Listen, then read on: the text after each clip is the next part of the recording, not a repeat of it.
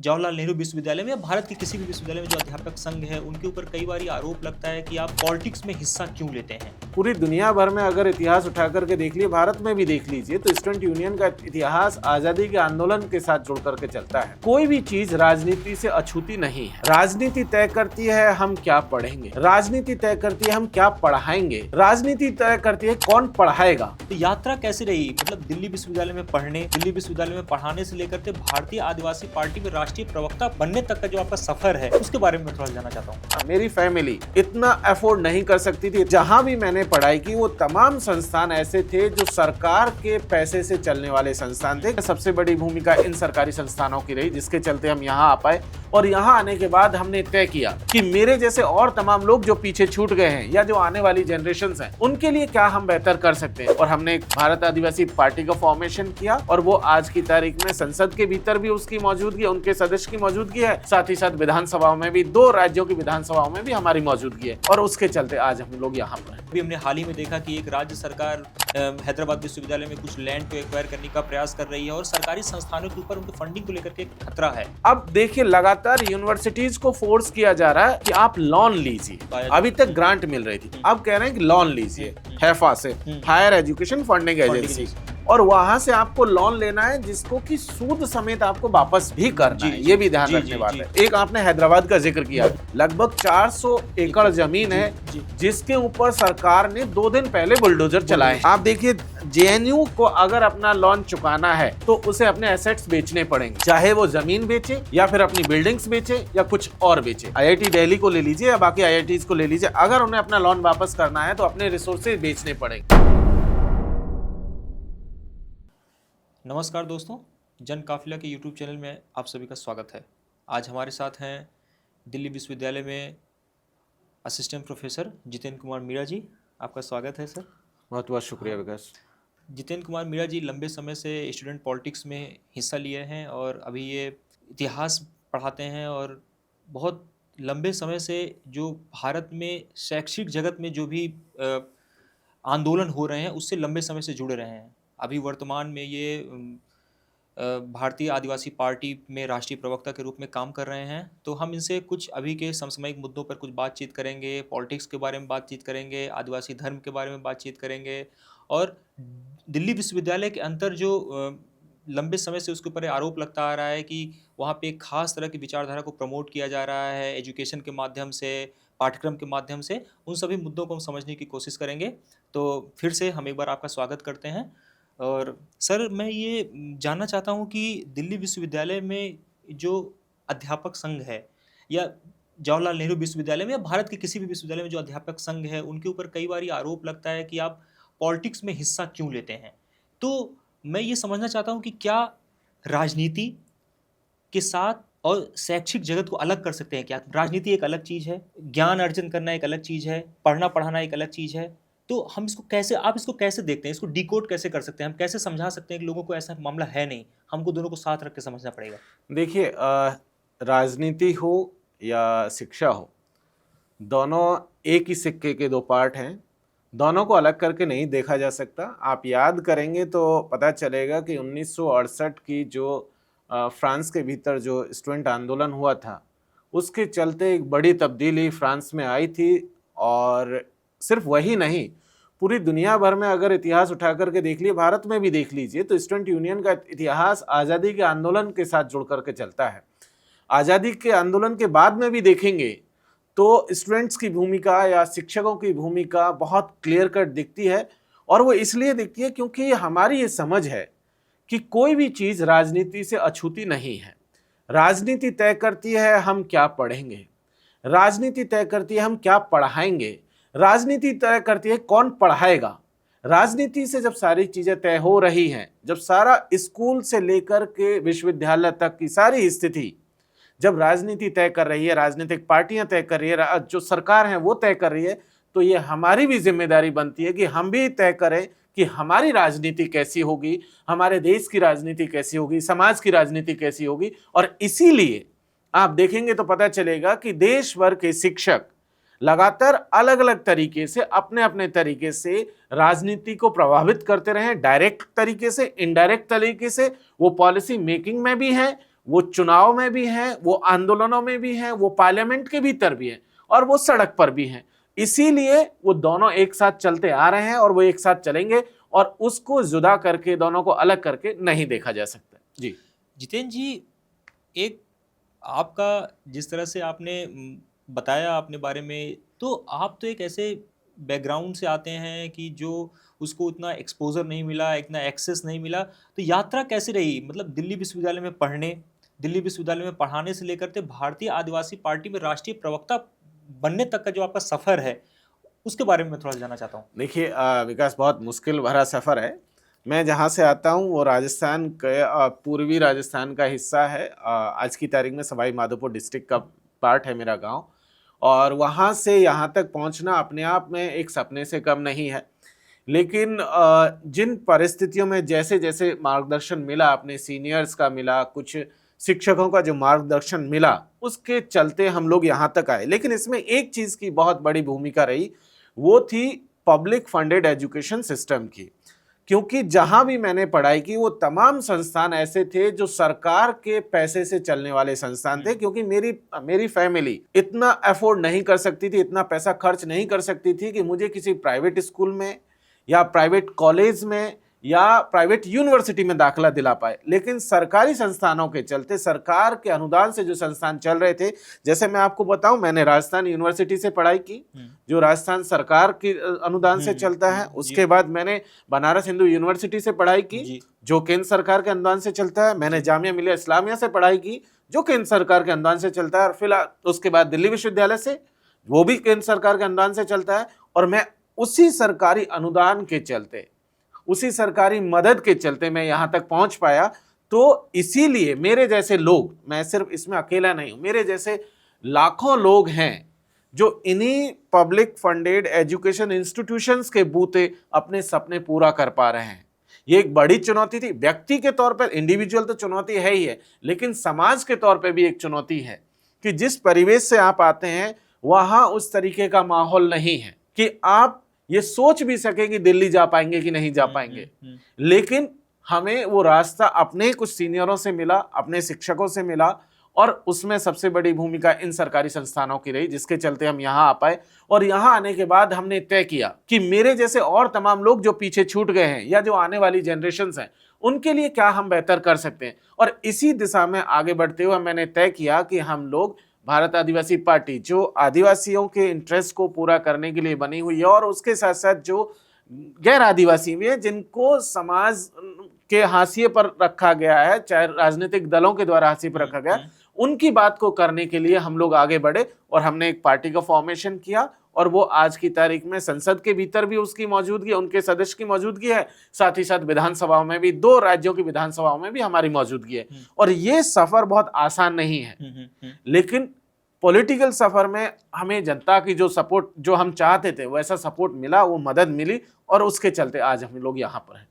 जितेंद्र जी, मैं थोड़ा सा पीछे के जो पहला सवाल था उससे कोरिलेट करके ये पूछना चाहूँगा कि जैसे कि आपने बताया कि छात्र राजनीति के कितने मायने हैं, छात्र राजनीति और जो केंद्रीय विश्वविद्यालय हैं, राज्य विश्वविद्यालय हैं जिनको राज्य अनुदान देता है, ऐसे विश्वविद्यालयों के ऊपर एक खास तरह का खतरा मंडरा रहा है उनकी फंडिंग को लेकर के, कि वो कैसे उनकी मतलब जो चलने का सिस्टम है पूरा, उसमें भी एक तरह का दखलंदाजी लगातार केंद्र या राज्य सरकारों के द्वारा विभिन्न क्षेत्रों में की जा रही है। अभी हमने हाल ही में देखा कि एक राज्य सरकार हैदराबाद विश्वविद्यालय में कुछ लैंड को एक्वायर करने का प्रयास कर रही है और सरकारी संस्थानों के ऊपर उनके फंडिंग को लेकर के खतरा है। तो क्या आप इसको एक खतरे के रूप में देखते हैं या एक चैलेंज के रूप में देखते हैं कि इससे जो जन मूवमेंट जो स्टूडेंट्स के माध्यम से खड़ा किया जाता था, हमने 75 में भी देखा है इमरजेंसी में कैसे स्टूडेंट ने भाग लिया, तो क्या उस तरह का मूवमेंट के लिए एक अवसर है या एक खतरा है उन केंद्रीय विश्वविद्यालयों के लिए जहां से आप जैसे लोग लगातार पढ़ रहे हैं और गरीब परिवार के तबके से लोग आते हैं और डिग्निटी के साथ अपनी पढ़ाई करते हैं, अपनी डिमांड को रखते हैं स्टूडेंट के बीच में,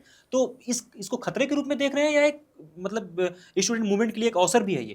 ये दोनों ही चीज़ें हैं। खतरा तो है ही और एक अवसर भी है, क्योंकि आप देखेंगे तो पता चलेगा कि ये पहली बार नहीं है। हमारी जब 1986-87 में जब एजुकेशन पॉलिसी बनी थी, तब हम लोगों ने ये टारगेट लिया था कि बजट का लगभग 6% हिस्सा हम जो है शिक्षा पर खर्च करेंगे। ये ना सरकार का जी, ये टारगेट नारे भी लगते रहते हैं कि बजट बिल्कुल का 10वां हिस्सा शिक्षक पर खर्च ये होना चाहिए। स्टूडेंट मूवमेंट का नारा था, जी, शिक्षक जी। मूवमेंट का नारा था। शिक्षक और स्टूडेंट ये डिमांड कर रहे थे हम्म, कि एजुकेशन पर 10% जो है टोटल बजट का खर्च किया जाए, लेकिन सरकार का खुद का टारगेट 6% था। और जब नई एजुकेशन पॉलिसी जो 2020 से लागू हो रही है उसमें भी यही 6% का टारगेट है। लेकिन हम देखेंगे दोनों में टारगेट भले उन्होंने 6% का रखा हो, लेकिन आज की तारीख में पता चलेगा कि लगभग 2 से 2.5% ही बजट का जो है एजुकेशन पे खर्च किया जा रहा है। और इसी के चलते नुकसान ये है, आप देखिए तो पता चलेगा कि प्राइमरी एजुकेशन जो खास करके गवर्नमेंट फंडेड एजुकेशन थी उसको कंप्लीटली पूरे देश भर में एक तरीके से गई ऑर्गेनाइज तरीके से खत्म किया गया। और आप देखिए तो राजस्थान हो या किसी भी हिस्से में चले जाइए, प्राइमरी स्कूलों को या तो क्लोज कर दिया गया या मर्ज कर दिया गया, एक स्कूल को दूसरे में मर्ज कर दिया गया। क्लोजर और मर्जर की जो पॉलिसीज थी इसका नतीजा ये हुआ कि जबरदस्ती वहां पर प्राइवेट स्कूलों को मशरूम्स की तरह उगाने में सरकारों ने मदद की और उस प्राइमरी स्कूल के ढांचे को जो तबाह किया गया, अलग अलग तरीके से कैंपेन्स उन स्कूलों के खिलाफ चलाई गई कि भाई यहाँ तो पढ़ाई नहीं होती, यहाँ टीचर टाइम पर नहीं आता, यहाँ टीचरों के पास 50 तरीके के काम है। तो ये सारी की सारी ऑर्गेनाइज कैंपेन थी उन स्कूलों के खिलाफ और उनको ताकि बंद किया जा सके, और उनको बंद कर दिया गया और बड़ी तादाद में हुआ और आज भी हो रहे हैं। राजस्थान में ले लीजिए चाहे किसी भी देश के और हिस्से में चले जाइए। दूसरी तरफ अब वो हमला जो स्कूलों पे चल रहा था आज से 10 साल पहले, अब वो पिछले 5-10 सालों में अब वो यूनिवर्सिटीज और कॉलेज की तरफ आ गया है। जी। अब देखिए लगातार यूनिवर्सिटीज को फोर्स किया जा रहा है कि आप लोन लीजिए। बिल्कुल। अभी तक ग्रांट मिल रही थी, हिफा बहुत अभी तक ग्रांट मिल रही थी, अब कह रहे हैं कि लोन लीजिए हैफा से, हायर एजुकेशन फंडिंग एजेंसी, और वहां से आपको लोन लेना है जिसको कि सूद समेत आपको वापस भी करना है। ये भी ध्यान रखने बात है। अब जेएनयू को कर्ज दिलाया गया जबरदस्ती, दिल्ली यूनिवर्सिटी को ऊपर कर्ज है, बाकी यूनिवर्सिटीज को फोर्स किया जा रहा है कि आप कर्ज लीजिए और अपने आप को मेंटेन करने की कोशिश कीजिए। उसका नतीजा क्या निकला? उसका नतीजा ये निकला कि ऑल ऑफ सडन स्टूडेंट्स की फी जो है हाई हो गई। ठीक जी। उसका नतीजा एक तो ये निकला, दूसरा ये निकला कि टीचर्स की जो रिक्रूटमेंट थी, जो नौकरियां लोगों को मिल रही थी, all of sudden extra workload बना करके उसको कम करने की कोशिश की जा रही है। ठीक। फोर्सफुली रिटायरमेंट के भी प्रयास हो रहे हैं कि 50-55 के बाद में लोगों को जबरदस्ती रिटायर कर दिया जाए। ठीक, इफिशियंसी का हवाला देकर के अलग अलग तरीके से। तो ये सारा का सारा प्रयास हो रहा है। ये एक खतरा भी है, ये खतरा है। अब इसके खिलाफ चुनौतियां क्या है? देखो, एक आपने हैदराबाद का जिक्र किया कि हैदराबाद के जो परिसर की जो जमीन थी, लगभग 400 एकड़ जमीन है जिसके ऊपर सरकार ने 2 दिन पहले बुलडोजर चलाए हैं। बिल्कुल, ये सरकार कांग्रेस की है जी, ये ध्यान में रखने लायक बात है। ये कांग्रेस की सरकार है जहां हैदराबाद में चल रहा है। दूसरी तरफ आप देखेंगे तो जहां बीजेपी की सरकार है वो भी लगभग इसी तरीके के काम कर रही है। बिल्कुल। आप देखिए, जेएनयू को अगर अपना लोन चुकाना है तो उसे अपने एसेट्स बेचने पड़ेंगे। बिल्कुल, चाहे वो जमीन बेचे या फिर अपनी बिल्डिंग्स बेचे या कुछ और बेचे। आईआईटी दिल्ली को ले लीजिए या बाकी आईआईटीज को ले लीजिए, अगर उन्हें अपना लोन वापस करना है तो अपने रिसोर्सेज बेचने पड़ेंगे। तो सरकार है, चाहे कांग्रेस की हो या बीजेपी की हो, दोनों लगातार अटैक्स जो है इस पब्लिक फंडेड एजुकेशन इंस्टीट्यूशंस पे कर रही है। और उसकी वजह बहुत क्लियर है। उसकी वजह यह है कि मेरे जैसे लोग, आपके जैसे लोग जो इस पब्लिक फंडेड एजुकेशन के चलते यहां तक पहुंच गए हैं और अब वो सवाल करने लगे हैं, उन सवालों से सरकार डरती है और उन्हीं सवालों से बचने के लिए वो पब्लिक फंडेड एजुकेशन को खत्म कर रही है। और उनका मानना है कि अब एजुकेशन राइट से ज्यादा उसे कमोडिटी में तब्दील कर दिया जाए, बाजार के हवाले कर दिया जाए, जिससे कि जो खरीद सकता है, जिसके पास पैसा होगा वो उस तरीके की डिग्री खरीद लेगा। अगर किसी के पास ज्यादा पैसा है तो वो अच्छे कॉलेज से, अच्छी यूनिवर्सिटी से डिग्री खरीद लेगा। कम पैसे वाला छोटी यूनिवर्सिटी जिसकी ब्रांडिंग नहीं है और गली मोहल्ले में चल रही है उससे डिग्रियां खरीद लेगा। तो ये मोटा मोटी उसी तरीके का सिलसिला चल रहा है। लेकिन इसमें एक अवसर ये भी है कि जब जब चुनौतियां आई हैं सरकार की तरफ से, सत्ता की तरफ से, तब तब आंदोलन बने हैं। चाहे जेएनयू का छात्र आंदोलन हो, दिल्ली यूनिवर्सिटी का शिक्षक आंदोलन हो, हैदराबाद यूनिवर्सिटी के स्टूडेंट्स का, कर्मचारियों, टीचर्स का आंदोलन हो, या फिर और देश के किसी भी हिस्से में देख लीजिए, लगातार आंदोलनों का इतिहास इस देश के विश्वविद्यालयों में रहा है। और वो फिर से पनप जाएगा। जी। क्योंकि जैसे जैसे जुल्म बढ़ेगा उसके खिलाफ बगावतें तेज होना शुरू हो जाती है, और ये सब तो हमें इतिहास ने बहुत पहले से जी, सिखाता जी, है और हम लोग आज भी देख रहे हैं, वो चाहे विश्वविद्यालय के भीतर जुल्म हो या सड़क के भीतर हो, सड़क के ऊपर हो। जैसे जैसे ये बढ़ेगा इसके खिलाफ में आवाजें उठेंगी, और हम ये देख पा रहे हैं कि अभी मैं एक पोस्टर देख रहा था जो हैदराबाद यूनिवर्सिटी के स्टूडेंट्स ने निकाला था। उन्होंने लिखा था चिपको आंदोलन 2.0। आप सोचिए, चिपको आंदोलन 18वीं सदी में जो है मेवाड़ रियासत में शुरू हुआ, जी 18वीं सदी के आसपास। जी। उसके बाद वो सुंदरलाल बहुगुणा उसी आंदोलन को लेकर के आगे बढ़ते जो है हैं। उत्तराखंड में गए, उत्तराखंड में। और अब उसी आंदोलन को लेकर के हैदराबाद यूनिवर्सिटी के छात्र अपने यहाँ कैंपस में लड़ रहे हैं। जी बिल्कुल। तो जब जब दमन होगा, जी चाहे वो 18वीं और 19वीं सदी हो, जी वो उत्तराखंड में हो, आजादी के बाद का दौर हो या 2025 हो, जी वो अवसर लेकर के आएगा, आंदोलन तैयार करेगा, और अपने हिसाब से जैसा वो फोर्स चाहती है अपनी सोसाइटी को बनाना, जैसा स्टूडेंट अपनी सोसाइटी को बनाना चाहते हैं, जैसा स्टूडेंट अपने कैंपस को बनाना चाहते हैं, वो उस दिशा में सक्सेसफुल होंगे।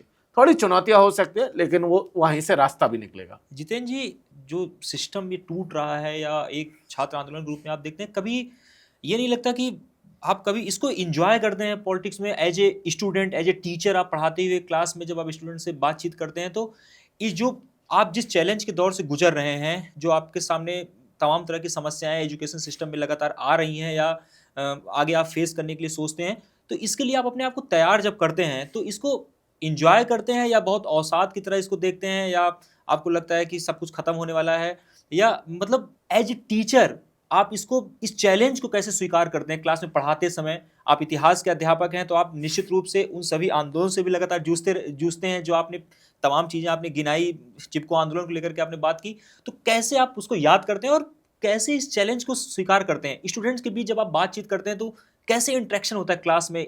अभी क्योंकि आप एमए में हैं, बीए के स्टूडेंट को पढ़ाते हैं, तो कैसे क्लास में कैसा माहौल, कैसे बातचीत शुरुआत होती है? देखिए, एक चीज याद रखिए कि as a student of history, मैं अपने आप को स्टूडेंट ऑफ हिस्ट्री मानता हूँ। तो इस हिस्ट्री हमें एक चीज सिखाती है कि सोसाइटी कभी भी एक तरीके से पैरेलल नहीं चल रही है। सोसाइटी अप्स एंड डाउन्स, वो ऊपर नीचे चलती रहती है, उसी तरीके से चलती है, और वो धीरे धीरे सतत विकास की प्रक्रिया में है।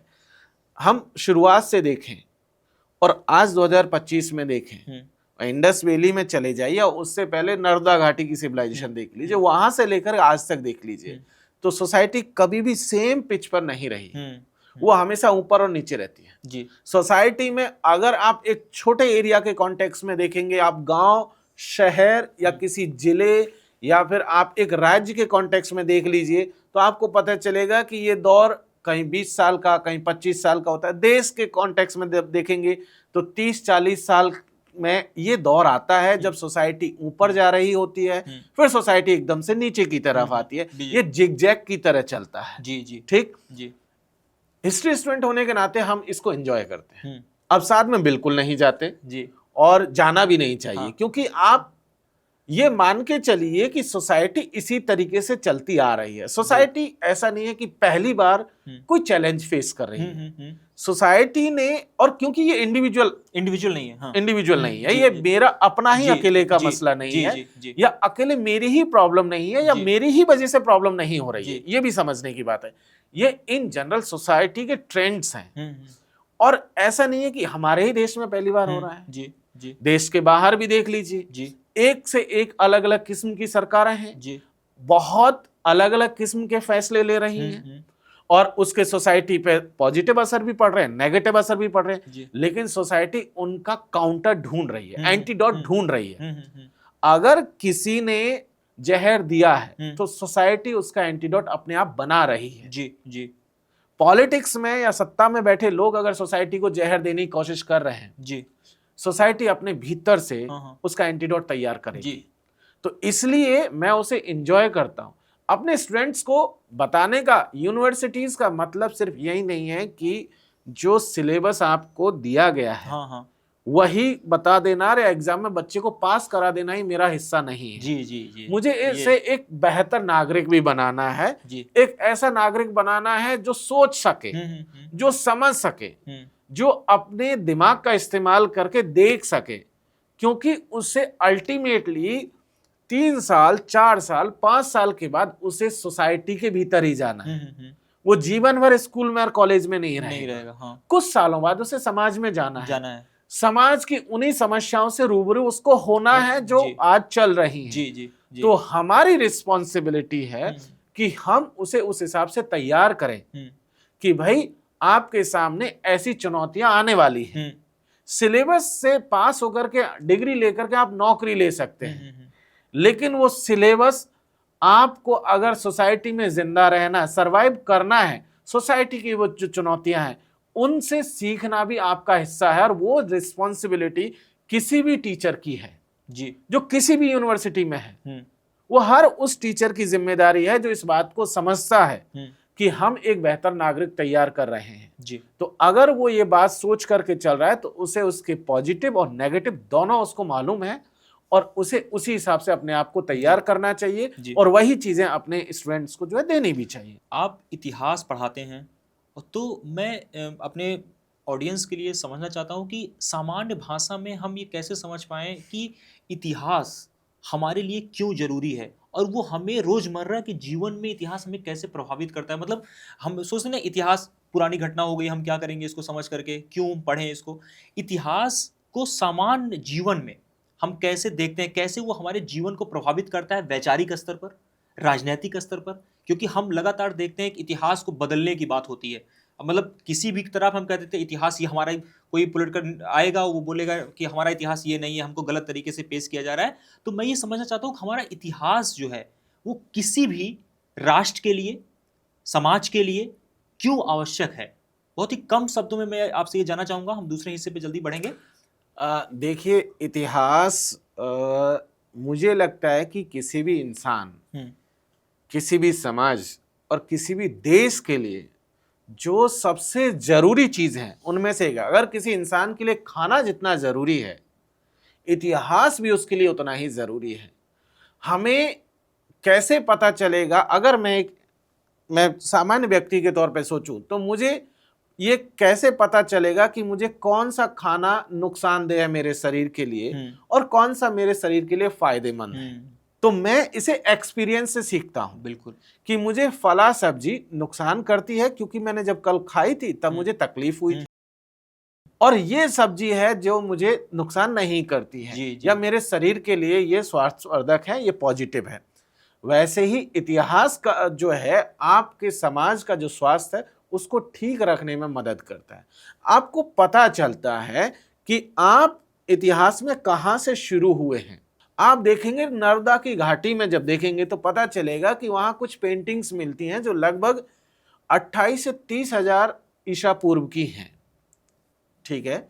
और उन पेंटिंग्स में बहुत सारी चीजें हैं, वो रॉक पेंटिंग्स हम उनको बोलते हैं। उन चट्टानों में देखेंगे तो भीमबेटका जगह का नाम है, और मध्य प्रदेश की उन चट्टानों से लेकर के आज हम यहाँ तक देखते हैं तो वहां तक का ये जो पूरा रास्ता है, हमें कैसे समझ में आएगा कि हम किन चुनौतियों से लड़ते हुए यहाँ तक पहुंचे हैं और हमें कैसे आगे जाना है जी। इस इमारत जिसमें हम बैठे हैं, अगर हमें इसकी नींव का नहीं पता है तो हम इसके ऊपर रखने वाला जो छज्जा है, जो इसके कंगूरे हैं, जो इसकी छत है, उसके बारे में कुछ नहीं कर सकते हैं। बिल्कुल, हम नींव अगर मजबूत है तो कंगूरा छत टिकेगा, अगर नींव कमजोर है तो ये नहीं टिकने वाली है इमारत। ये ध्यान में रखने की बात है।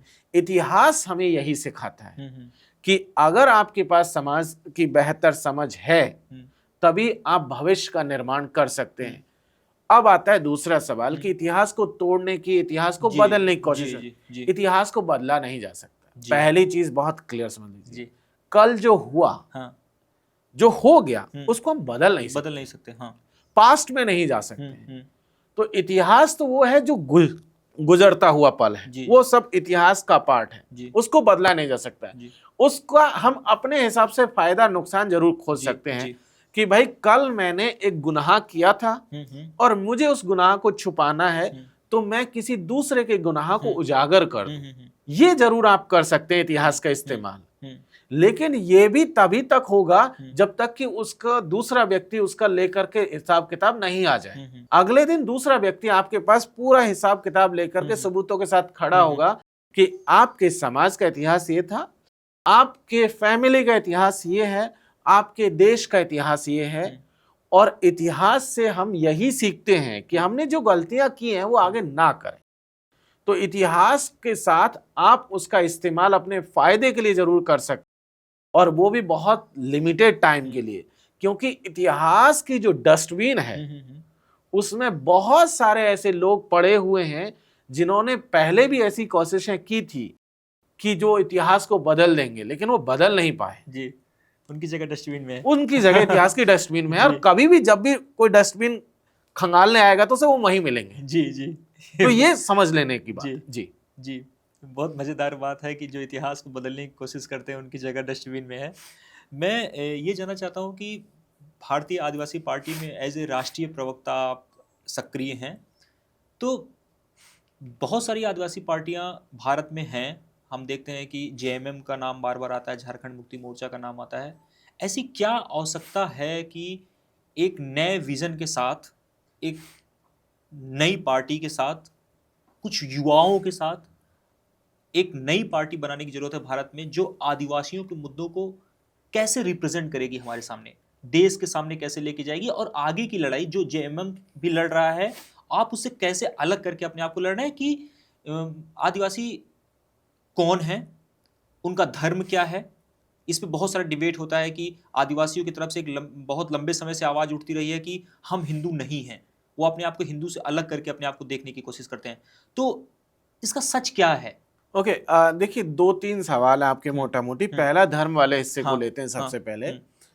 तो आदिवासियों को अगर हम लोग इस पूरे के पूरे भारतीय उपमहाद्वीप की बात करें तो जो दो सबसे प्राचीन जो समूह हैं जो इस पूरे के पूरे उपमहाद्वीप के हिस्से हैं, जो सबसे पुराने जिनके एविडेंस, एक है कोइतुरियन और एक है कोलारियन। कोइतुरियन और कोलारियन में एक हिस्सा वो है जिसमें दक्षिणी भारत के जो द्रविडियन लोग आए वो सब आते हैं, और एक हिस्सा है जिसमें सेंट्रल इंडिया और नॉर्थ की तरफ जो आदिवासी समूह हैं, जिसमें मुंडा हैं, भील है, संथाल हैं, गोंड हैं, ये सारे के सारे समूह बाद में इसमें से निकलते हुए आगे और भी बहुत सारे मीना सारे के सारे इसमें आते हैं। ये दो सबसे पुराने समूह हैं, कोलारियन और कोइतुरियन, जहां से इस पूरे के पूरे सब कॉन्टिनेंट के लोग निकल रहे हैं। ठीक है, जो आज की तारीख में हमारे देश की आबादी का लगभग 8-9% है, 10% के आसपास है, ये वो लोग हैं। तो अगर हम वहां से देखें तो वहां कोई रिलीजन आपके पास नहीं है, लेकिन आदिवासी है। समझने की बात है। उसके बाद आ जाइए नर्मदा घाटी में, वहां आदिवासी है लेकिन रिलीजन नहीं है। आ जाइए इंडस वैली तक, वहां भी आपको आदिवासी समूह मिलेंगे लेकिन रिलीजन नहीं मिलेगा। तो पहले कौन? आदिवासी। धर्म बाद में आ रहा है जी।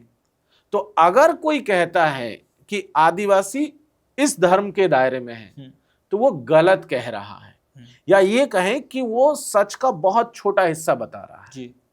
आदिवासी जो है आपका धर्म पूर्वी लोग हैं जी। अब वो बाकी के जो बाद में जो इंस्टीट्यूशंस आए, चाहे धर्म का इंस्टीट्यूशन आया हो, चाहे देश आया हो, चाहे बाकी, वो सब बाद की आइडेंटिटीज हैं जी जी। उसमें से कोई उसे एक्सेप्ट करता है, कोई नहीं एक्सेप्ट करता है, कोई किसी दूसरी आइडेंटिटी को ले लेता है। सपोज धर्म के खांचे में देखेंगे तो आदिवासियों में ऐसे लोग भी मिलेंगे जो सिर्फ प्रकृति पूजते हैं, किसी देवी देवता की पूजा नहीं करते हैं जी। ठीक जी। और सारे आदिवासी समूह में देखेंगे हर एक की धराड़ी है, कुल की जो है देवी देवता है, कुल के देवी देवता है। और धराड़ी में बेसिकली पेड़ हो सकता है, पशु पक्षी हो सकते हैं, चिन्ह हो सकता है कोई। ठीक है जी, जी। जैसे मैं मीणा हूं तो हमारा गण चिन्ह है मछली। ओके। अब मछली सिर्फ मीणाओं का ही गण चिन्ह नहीं है, मछली नदियों के किनारे बहुत सारे समूह रहने, सब औरों का भी गण चिन्ह है। ठीक है, किसी का गण चिन्ह जो है तीर धनुष है, वो ये गण चिन्ह है। अब इस गण चिन्ह को अगर मछली को विष्णु से जोड़ दोगे तो ये तो जाति और बेईमानी है सरासर, ये बेईमानी है जी। दूसरी इसी तरीके से हमारे कई पेड़ पौधे हैं आज भी मीणाओं में भी देखेंगे तो अलग अलग गोत्र के अलग अलग धराड़ी मीन्स पेड़ हैं जिसकी आज भी पूजा होती है, जिसको नहीं काटा जाता है, आज भी नहीं काटा जा रहा है। और उससे कहानियां जुड़ी हुई है कि ये पर्टिकुलर पेड़ या पर्टिकुलर वो झाड़ भी हो सकता है, पेड़ तो बहुत बड़ी चीज है, कोई झाड़ हो सकता है, कोई बेल हो सकती है, कोई बहुत घास टाइप का भी कुछ हो सकता है, कंदमूल भी हो सकता है, जिसको आज भी पूजा जा रहा है और हर एक शुभ अवसर पर उसको पूजा जा रहा है, पूज रहे हैं। और उसके साथ साथ अलग अलग मान्यताएं जुड़ी हुई। तो ऐसे में आप देखेंगे हर जगह किसी भी जो हम प्रिस्क्राइब्ड रिलीजन जिसको हम लोग मॉडर्न डे में जिसको हम धर्म मानते हैं उस खांचे से वो बाहर है जी। वो चांद तारे भी पूज रहा है, वो धरती आकाश को भी पूज रहा है, वो पानी को भी पूज रहा है, वो आग को भी पूज रहा है, वो पहाड़ को भी पूज रहा है, वो नदी को भी पूज रहा है, जो है वो हर एक अलग अलग किस्म की चीजों को वो पूज रहा है जी। ठीक है। और वो किसी भी देवी देवता को नहीं पूज रहा है, उसके यहाँ कोई देवता का चित्र नहीं। तो ऐसे में कुछ लोग वो हैं जो धर्मपूर्वी लोग हैं जो प्रकृति की पूज रहे हैं, कुछ लोग ऐसे हैं जो हिंदू धर्म को मानते हैं, कुछ ऐसे हैं जो इस्लाम को भी मान रहे हैं, कुछ ऐसे हैं जो क्रिश्चियनिटी को मानते हैं, कुछ बुद्धिज्म को भी मानते हैं, सिखिज्म को भी मानते हैं, जैनिज्म को भी मानते हैं। आदिवासी किसी को भी मान सकता है क्योंकि वो इन सबसे पहले का, और ये सारी चीजें बाद की है, तो उसके पास ये स्वतंत्रता है कि वो किसी को भी मान सकता है। लेकिन अब आज उल्टी दिशा में ये कहा जा रहा है कि जो इस धर्म को मानेगा वही आदिवासी है। ये जो पॉलिटिक्स है, इस पॉलिटिक्स को हमें समझने की जरूरत है। वो दरअसल क्या कर रहा है, आदिवासियों को पर्टिकुलर रिलीजन तक सीमित करके देखना चाहता है और वो चाहता है कि उनकी संख्या कम हो जाए। ये संख्या को कम करने की भी साजिश है ताकि उनकी जो यूनिटी जो बनती हुई दिखती है वो ना दिखे। इसलिए ये धर्म की जो है जो पूरा का पूरा कहानी जो हम मॉडर्न साइंस में समझ रहे हैं वो दिखता है। और ऐसा नहीं है कि आज आजादी के आसपास तक हम देखेंगे तो जनगणनाएं होती रही हैं 51 तक, उसमें आदिवासियों के लिए अलग से धर्म कोड था, लेकिन उसके बाद से वो धर्म कोड का कॉलम हटा दिया गया और उसको लेकर के लगातार पूरे देश के आदिवासी एकजुट हो रहे हैं। वो लगातार डिमांड भी कर रहे हैं कि हमें अलग से धर्म कोड दिया जाए और वो उस मूवमेंट का हिस्सा है। तो ये तो एक है धर्म से जुड़ी जो डिबेट है। दूसरी जो पार्टी का जो मसला है कि पार्टी उसको कैसे ले रही है, इस डिबेट को कैसे आगे बढ़ा रही है कि आदिवासी हिंदू नहीं है, उनको अलग प्रैक्टिस करने की आजादी होनी चाहिए। भारतीय आदिवासी पार्टी का हमारा सिंपल एक बात कहना है कि पार्टी के तौर पर हमारी ये पोजीशन है कि आदिवासियों के लिए अलग से धर्म कोड दिया जाए, बिल्कुल दिया जाना चाहिए। जी जी। अब वो धर्म कोड का नाम क्या होगा वो आदिवासी तय कर सकते हैं। जी जी। ठीक है। वो एक और चीज जिसको समझने की जरूरत है कि बार बार आदिवासी को जो है ना, कई बार होता है क्या है कि क्षेत्र विशेष तक भी सीमित कर देने की कोशिश होती है। तो इसलिए वो स्वतंत्र आदिवासी के पास रहे, अच्छा, ताकि वो खुद तय करे कि उसे कहाँ जाना है। अगर आदिवासी के पास ये स्वतंत्रता है कि उसके अपने रिलीजियस कोड में शामिल होना है, हिंदू में होना है, इस्लाम में होना है, क्रिश्चियनिटी में होना है, वो उसकी आजादी, हम उसको फोर्स नहीं कर रहे। लेकिन ये सरकार की जिम्मेदारी को उसे वो ऑप्शन तो दे। अगर ऑप्शन नहीं देंगे तो आप उसकी सबसे पुरानी पहचान को खत्म करने की कोशिश करें और हम उसके खिलाफ हैं। पार्टी के तौर पर हमारी डिमांड है कि अलग से धर्म कोड दिया जाए। जी। और जो झारखंड में जो पार्टियां हैं उनकी भी क्या ऐसी डिमांड है या उससे कुछ अलग वो तरह सोचते हैं? देखिए, अलग अलग पार्टियों की अलग अलग डिमांड है, तो अलग पार्टियों का तो कहना मेरे लिए ठीक नहीं रहेगा। मैं अपनी पार्टी की बात कर रहा हूँ। लेकिन अगर मैं देखूं तो ये जो आपका सवाल का एक हिस्सा था कि क्यों इस तरीके की पार्टियां बनाई गई। देखिए, आप देखिए तो पिछले 75 सालों में जो पॉलिसीज सरकार की तरफ से आई, चाहे जिस पार्टी की भी सरकार हो, चाहे केंद्र में हो चाहे राज्यों में हो, उन सबके कोर में जो है गैर आदिवासी थे। आदिवासियों का इस्तेमाल उन्होंने सिर्फ एक जगह किया, वो था आपका जो मतगणना का रजिस्टर था। उस समय उनकी जरूरत पड़ी और उनको बूथ तक वो लाए और वहां से उनसे अपना काम निकलवाया किसी तरीके से, और उसके बाद वो उसे भूल गए। और इसीलिए क्या हो रहा है कि आज की तारीख में अगर हम लोग किसी ग्रुप समूह के तौर पे देखें तो आदिवासी इस देश में सबसे ज्यादा प्रताड़ित समूहों में एक है। गरीबी के आंकड़ों में भी देखेंगे तो आदिवासियों की लगभग आधी आबादी है जो गरीबी में है, लगभग आधी आबादी।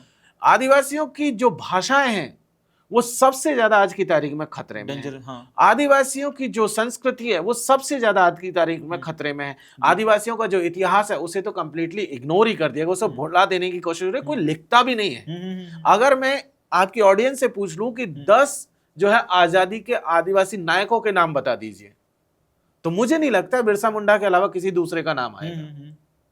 कोई गुंडाधुर का शायद नाम भी नहीं जानता, बाबूराव सेठमाके को कोई नहीं जानता, कोमरम भीम को कोई नहीं जानता, पोटोहो को कोई नहीं जानता है, ठीक है। तिलका मांझी का नाम शायद सुना हो, जयपाल सिंह मुंडा जी, ऐसे बहुत सारे लोग हैं जी जिनके बारे में लोग नहीं जानते हैं। टंट्या भील जी, किसी को नहीं पता है क्या इन्होंने, इनका आजादी का आंदोलन में योगदान क्या है। जी जी, ये बड़ा सवाल है, ये बड़ा सवाल है तो क्योंकि इतिहास से उसे इग्नोर कर दिया गया जी, वैसे ही जैसे इतिहास से इग्नोर किया, पॉलिटिक्स से भी वैसे ही इग्नोर किया गया।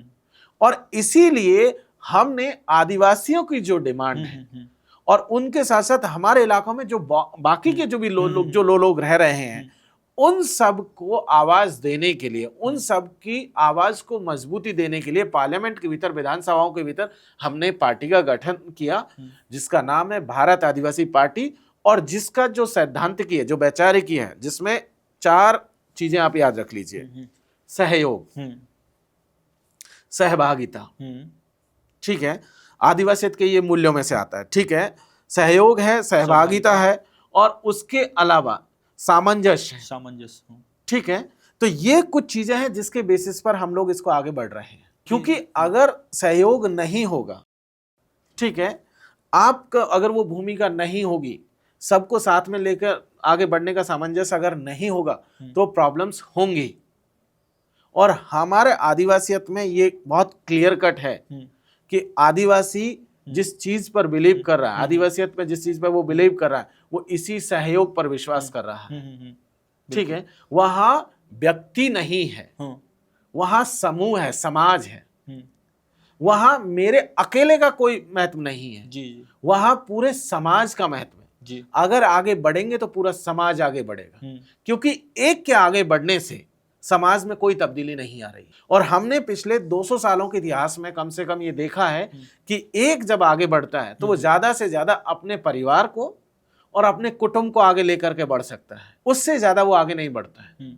इसीलिए आदिवासी सबको एक साथ लेकर के आगे बढ़ते हैं। इसीलिए वहां पर निजी संपत्ति जैसा कोई कॉन्सेप्ट नहीं होता है, वहां सामूहिकता में सारी चीजें चल रही है जी, वहां सहयोग में सारी चीजें चल रही है, और उन्हीं सारी वैल्यूज को आगे लेकर के हम लोग आगे बढ़ रहे हैं। जैसा कि आपने बताया, और भारतीय आदिवासी पार्टी अभी 2 राज्यों में विधानसभाओं में है और केंद्र सरकार में भी एक जगह है, लेकिन उसकी सीधे जो राजनीतिक लड़ाई है वो बीजेपी के साथ हमको दिखाई पड़ रही है, क्योंकि वो दोनों जगह सत्ता में हैं। तो अगले 5 सालों में आपके पास कौन से ऐसे प्लान हैं जिसके तहत आप आदिवासी पार्टी को आगे लेकर बढ़ने वाले हैं? किस तरह के मूवमेंट को आप आगे बढ़ाने वाले हैं? क्या वो पुराना है कि जैसे कि कांग्रेस लड़ती है बीजेपी के साथ, क्योंकि हमारे पास इतने नंबर्स हैं नहीं, तो उन नंबर्स को हासिल करने, क्योंकि आप जब तक स्टेट की पॉलिसी में शामिल नहीं होंगे तब तक आप नियम और कानून नहीं बना सकते हैं।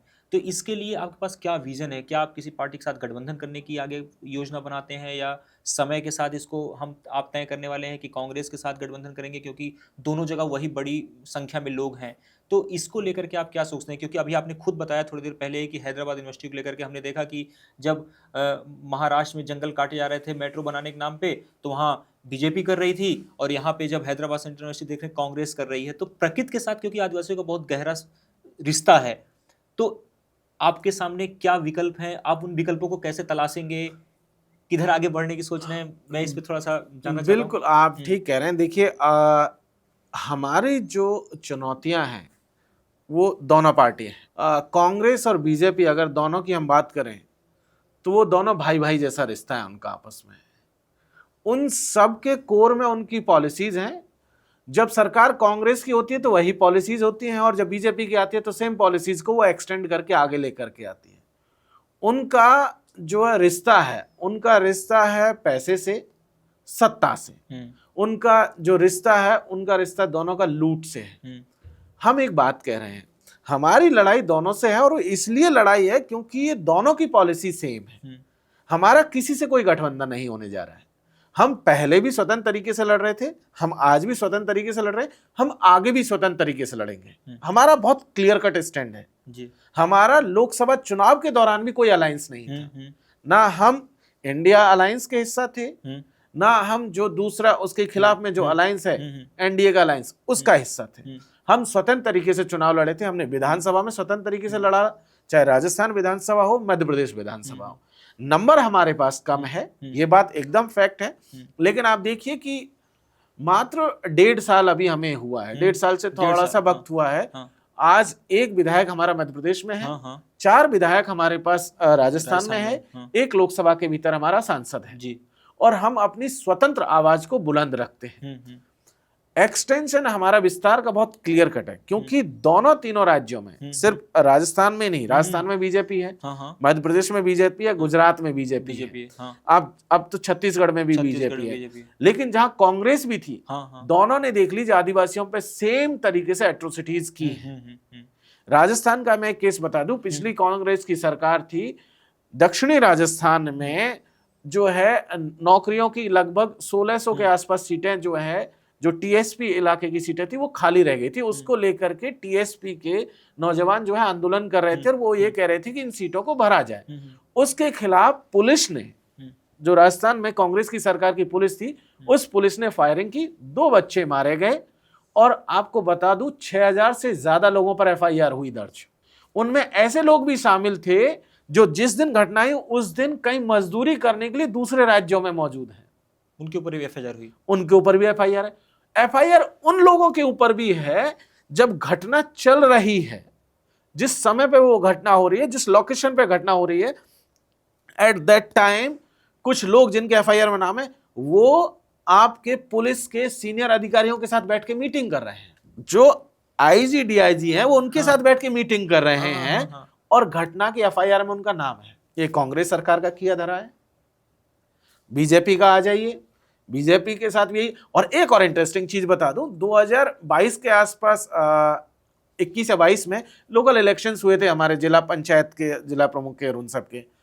आपको जानकर हैरानी होगी, कांग्रेस और बीजेपी ने अलायंस किया था हमारे खिलाफ। डूंगरपुर में जिला अध्यक्ष बनाने के लिए, जिला प्रमुख बनाने के लिए कांग्रेस और बीजेपी ने अलायंस किया था आदिवासी पार्टी के खिलाफ, हमारे खिलाफ। और अलायंस करके एक ने जिला प्रमुख बनाया, एक ने उप प्रमुख बनाया। अलायंस हुआ था, ओपन अलायंस था। तो ऐसे सिचुएशन में हमारे लिए दोनों सेम है, हम दोनों को अलायंस में देख करके चल रहे हैं। ये बहुत क्लियर कट पोजीशन है, क्योंकि उनकी पॉलिसीज सेम है।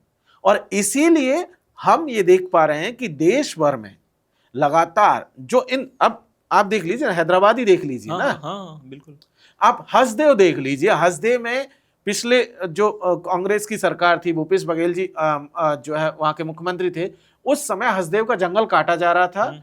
और सेम टाइम पर ब्रिटेन के भीतर बैठ करके, शायद ऑक्सफोर्ड यूनिवर्सिटी में राहुल गांधी भाषण दे रहे हैं, और वो कह रहे हैं, उनसे जब हसदेव पर सवाल पूछा गया, उन्होंने कहा कि वो सीएम से बात करेंगे और हसदेव के जंगल को काटने से रोकेंगे। लेकिन वो जंगल कटने से नहीं रुका, सरकार बदल गई, आज भी हसदेव का जंगल कट रहा है। हमारा कहना सिंपल है, दोनों पार्टियां एक हैं, दोनों के बीच में आपसी तालमेल है। वो सत्ता में रहने के लिए कि 5 साल आप रह लो, 10 साल आप रह लो, अब 10 साल हम रह लेते, बस इसीलिए सारा का सारा जुगलबंदी ये चल रहा है। ये क्लियर कट होना चाहिए, आपको भी क्लियर कट होना चाहिए, जनता को भी समझ में आना चाहिए कि दोनों की पॉलिसियां वैसी ही हैं। बिल्कुल, आपका एक अलग लाइन है और बिल्कुल अलग लाइन है, हमारी लाइन जनता के साथ है, हम लोगों के साथ हैं। बिल्कुल, लोगों के हक को छीना जा रहा अलग अलग तरीके से। उनसे उनकी एजुकेशन छीन ली, उनसे उनका जो है रोजगार छीन लिया, उनसे उनका अच्छा स्वास्थ्य की जो सुविधाएं थी वो सारी की सारी छीन ली, उनसे उनकी जमीनें छीनी जा रही है,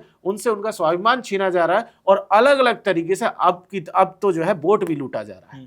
जैसे कि आपकी बातों से लगा ये कि आदिवासी जो पार्टी है उसके केंद्र में आदिवासी दर्शन है, आदिवासी की जो पहचान है वो है। कई बार पहचान को लेकर के सवाल उठता है कि ये कहा जाता है कि वनवासी, आदिवासी, मूल निवासी, मतलब ये डिफरेंसेस जो हमको विभिन्न लोगों के मुंह से सुनाई पड़ते हैं, या लोग इसको बार बार उठाते हैं कि आदिवासी नहीं, ये तो वनवासी है, वन में रहते हैं, इनको वनवासी के नाम से संबोधित किया जाना चाहिए।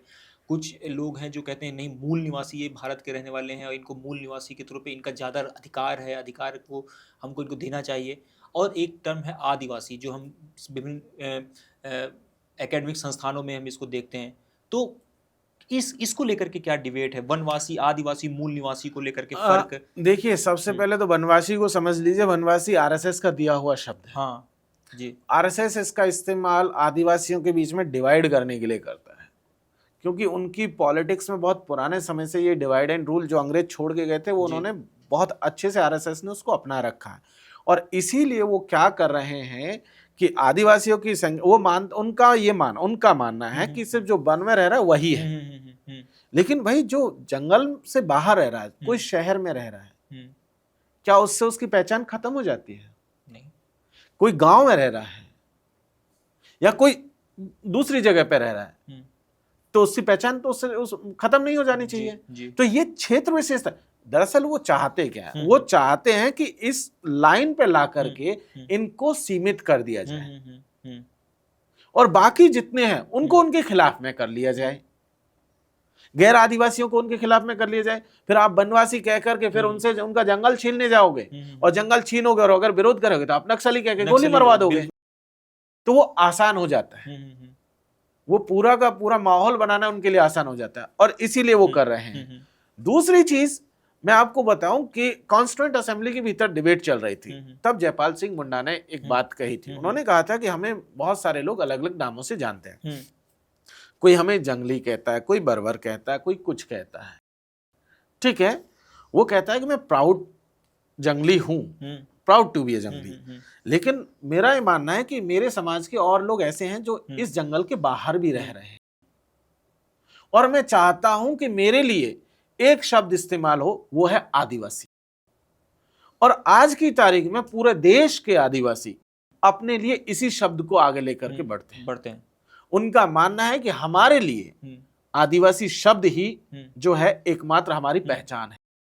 बाकी तमाम तरीके की पहचान जो है गैर आदिवासियों के द्वारा हमें दी जा रही, और इसीलिए बाकी पहचानों को वो नकारता है और अपने आप को एसोसिएट फील करता है कि हम आदिवासी हैं, और आदिवासी से उसकी जो अपनी पुरानी पहचान है वो बहुत क्लियर कट हो जाए, इसलिए वो इसका इस्तेमाल करता है। मूल निवासी की डिबेट में कई और समूह भी आ जाते हैं। जब वो डिबेट में आता है तो आप याद कीजिए, शायद 5 अप्रैल 2011 का एक सुप्रीम कोर्ट का जजमेंट है, जस्टिस मार्कंडे काटजू की बेंच ने एक बात कही थी। उन्होंने कहा था अपने जजमेंट में कि इस देश के जो इंडिजीनियस लोग हैं, बस वही यहाँ के ओरिजिनल लोग हैं, बाकी तमाम लोग जो हैं बाहर से माइग्रेटेड लोग हैं। अच्छा। और ये बात उन्होंने पिछले दिनों फिर से एक इंटरव्यू में जो है रिपीट किया था। अच्छा। तो हम उस पहचान को, जो हमारी पुरानी पहचान है, जो हमारे समय से जुड़ी हुई है, आदिकाल से जुड़ी है, हम उस पहचान को रिस्टोर करने की बात कर रहे हैं। जैसे कि लगभग भारत में लगभग 14 करोड़ से ज़्यादा आदिवासी रहते हैं, लेकिन हम देखते हैं कि एकेडमिक संस्थानों में या राजनीतिक रूप से उनकी भागीदारी बहुत कम है। तो इससे आदिवासी समूहों के ऊपर क्या प्रभाव पड़ता है, और इस भागीदारी को सुनिश्चित करने की जो लड़ाई है उसको आप, जो अन्य आदिवासी पार्टियां हैं और आपकी जो आदिवासी पार्टी है, भारतीय आदिवासी पार्टी है, उससे आप इसको कैसे अंतर करते हैं? मतलब वो भी उसी की लड़ाई लड़ रहे हैं, आप भी उसी की लड़ाई लड़ रहे हैं, लेकिन मैं ये सवाल इसलिए आपसे कर रहा हूँ कि क्या ये लड़ाई साथ होकर के भी लड़ी जा सकती थी? उसके लिए अलग से इतना बड़ा कदम उठाने की जरूरत क्यों पड़ रही है? मैं एक ट्रेजेडी बताता हूँ कि मैं पिछले साल विधानसभा चुनाव जो थे 23 के दिसंबर में, तब मैं दक्षिणी राजस्थान में था। अच्छा। डूंगरपुर जिले में, वहाँ एक गांव में हम लोग गए हुए थे प्रचार के दौरान। तो हमारा वो प्रचार, जहाँ हम लोग इकट्ठे थे, वो पहाड़ के नीचे का हिस्सा, तलहटी का हिस्सा था, जहाँ कई गाँव के लोग आए हुए थे। हमने देखा कुछ लोग गधों पर पानी लाद के ले जा रहे हैं। पानी गधों की पीठ पर लदा हुआ, साइड में बोरियां बंधी हुई है और बोरियों में बर्तन रखे हुए हैं, वो लेकर के जा रहे हैं। और वो लगभग आपका वो 3-3.5 किलोमीटर का चल करके फिर पहाड़ी के साइड वाले हिस्से में वो रह रहे हैं जी। तो हमने पूछा कि भाई क्या मसला है? कि साहब पानी नहीं है पीने के लिए। पीने का पानी इतना पीने का पानी नहीं है। तो क्यों नहीं है? कि बोले कि ऊपर ट्यूबवेल है, कराया नहीं सरकार ने, और जो लोग रह रहे हैं उनकी ये हैसियत नहीं है कि वो खुद से अपना ट्यूबवेल करा करके पानी की व्यवस्था कर पाए। तो हम लोग गाँव नीचे जो पानी के पुराने स्रोत चल रहे हैं, उनसे हम पानी लेकर के जाते, पी रहे हैं। ठीक है। अच्छा। फिर मैंने कहा चलो ठीक है। कुछ देर बाद और बैठे तो उन्होंने कहा सर एक बात और बताते हैं, ये वो जगह है जहां गोल्ड माइंस सरकार ने जो है अनाउंस किया है कि यहां से सोने का खनन होगा, और ये पूरे के पूरे 5-7 जो गांव हैं, हाँ, इनको नोटिस दिया गया है कि आप जमीन खाली कीजिए। और बोले कि उसके चक्कर में यहां पर ट्यूबवेल नहीं लग रहा है, हाँ, और उसी के चक्कर में बिजली के खंभे नहीं लग रहे हैं। विकास के काम नहीं हो रहे हैं। आजादी के 75-76 साल बाद आपके पास बिजली नहीं है, पानी नहीं है, और क्योंकि आपको पता चल गया कि वो जगह वहां पर सोने की माइनिंग होनी है, गोल्ड माइंस हैं वहां पर, तो इसलिए आप उनको बेसिक फैसिलिटी तक नहीं दे रहे हैं। हाँ, वो छोड़ के जाएं वहां से ताकि वो वहां से जल्दी खाली करें।